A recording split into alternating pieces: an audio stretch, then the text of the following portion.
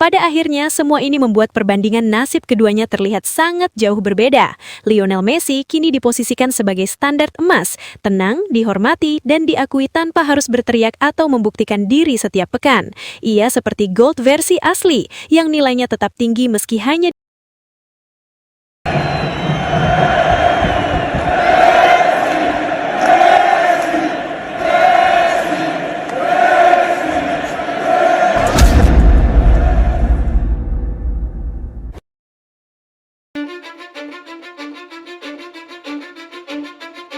Cause I don't give a fuck what you say. Yeah, I'ma do shit my way. So you can go kick rocks, I'ma stack bricks up. Malam itu menjadi salah satu momen paling tidak mengenakan dalam perjalanan Cristiano Ronaldo di Arab Saudi. Bukan hanya karena kekalahan Al Nassr, tetapi karena apa yang terjadi di luar dan di dalam lapangan terasa seperti gelombang bully massal yang datang dari berbagai arah. Sebuah situasi yang jarang terjadi pada sosok sebesar Ronaldo, namun kini justru terjadi terang-terangan. Atmosfer stadion berubah dingin dan menusuk. Di beberapa sudut, lambang Al Nassr terlihat diinjak-injak, sebuah tindakan simbolis yang jelas memancing emosi dan menunjukkan betapa besarnya tekanan yang sedang diarahkan kepada Ronaldo dan timnya. Bagi para pendukung rival, ini bukan lagi sekedar kemenangan, melainkan ajang pelampiasan. Yang membuat situasi semakin panas adalah kejadian setelah pertandingan. Pemain Al Ahly bersama beberapa stafnya tertangkap kamera meneriakkan nama Messi dengan lantang.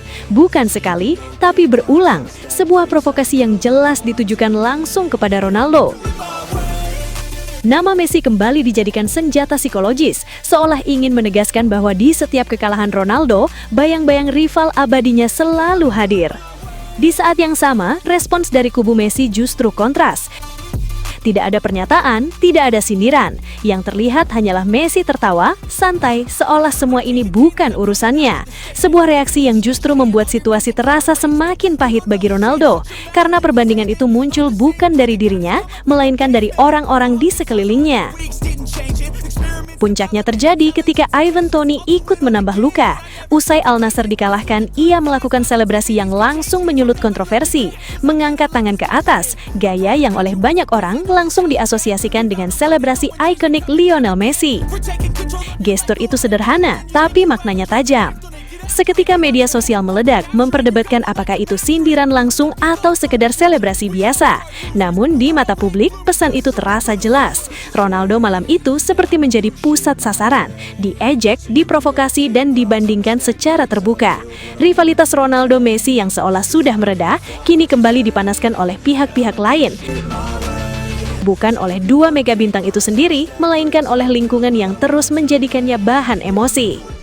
Situasi ini menunjukkan betapa beratnya beban yang dipikul Ronaldo. Di Arab Saudi, ia bukan hanya pemain bintang, ia adalah simbol. Setiap kemenangan dirayakan berlebihan, setiap kekalahan diperbesar, dan setiap momen dijadikan panggung perbandingan.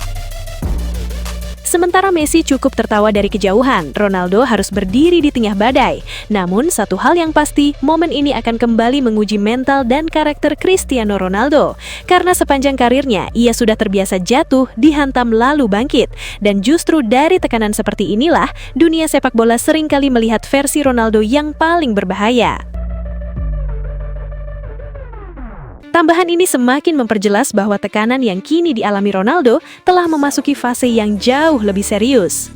Bagi sebagian publik Arab, kehadiran Ronaldo di Al Nassr tidak lagi dilihat sebagai berkah mutlak, melainkan sebagai beban ekspektasi yang terlalu besar. Tim seolah dipaksa bermain dengan bayang-bayang satu nama, satu figur, satu pusat perhatian. Ketika menang, pujian terasa biasa, namun ketika kalah, kritik langsung meledak dan mengarah pada satu sosok, Ronaldo. Banyak yang mulai berpendapat bahwa Al Nassr justru kehilangan keseimbangan. Setiap skema, setiap keputusan selalu dikaitkan dengan Ronaldo. Apakah ia cocok? Apakah ia harus selalu dimainkan? Apakah tim terlalu menyesuaikan diri dengannya? Dari sinilah muncul narasi bahwa Al Nassr tidak bermain lepas, melainkan bermain dengan tekanan psikologis yang berat. Di sisi lain, nama Messi terus diposisikan sebagai antitesis dari semua itu. Messi digambarkan sebagai simbol ketenangan, efisiensi, dan sepak bola yang mengalir alami. Bahkan tanpa hadir langsung di Saudi, namanya terus hidup dalam diskursus publik. Ia dijadikan tolok ukur, bukan hanya soal kualitas, melainkan soal dampak terhadap tim. Messi dianggap membuat timnya lebih ringan, sementara Ronaldo dinilai membuat timnya memikul beban. Perbandingan ini semakin tajam karena datang dari lingkungan yang sama, stadion, pemain lawan, hingga fans rival. Ketika nama Messi diteriakan, itu bukan sekedar ejekan, tapi ekspresi dari perubahan cara pandang. Publik Arab yang dulu begitu memuja Ronaldo kini mulai berbicara belak-belakan, menyebut bahwa pesona besar Ronaldo tak lagi sejalan dengan kebutuhan tim di lapangan. Narasi ini mungkin terdengar kejam, bahkan tidak sepenuhnya adil. Namun begitulah kerasnya sepak bola modern. Ketika seorang legenda datang dengan status terbesar, maka ia juga menanggung beban kritik terbesar. Dan di Arab Saudi saat ini, Ronaldo sedang berada di pusat badai opini. Sementara Messi dari kejauhan justru semakin diakui sebagai standar tertinggi. Pada akhirnya, semua ini membuat perbandingan nasib keduanya terlihat sangat jauh berbeda. Lionel Messi kini diposisikan sebagai standar emas, tenang, dihormati, dan diakui tanpa harus berteriak atau membuktikan diri setiap pekan. Ia seperti GOAT versi asli, yang nilainya tetap tinggi meski hanya dibicarakan dari kejauhan. Namanya disebut bukan untuk diserang, melainkan untuk dijadikan tolok ukur kehebatan. Sementara Cristiano Ronaldo, di tempat yang seharusnya menjadi panggung kejayaannya, justru harus berhadapan dengan realita pahit. Dari sosok yang dielu-elukan, ia kini berada di tengah kritik, ejekan, dan narasi sebagai beban tim. Perbandingan itu pun muncul dengan kejam di ruang publik, seolah satu dipandang sebagai yang original, sementara yang lain dianggap hanya bayangannya. Inilah kerasnya sepak bola dan kejamnya opini publik. Dua legenda dengan status yang sama di sejarah, namun nasib mereka hari ini berbicara sangat berbeda.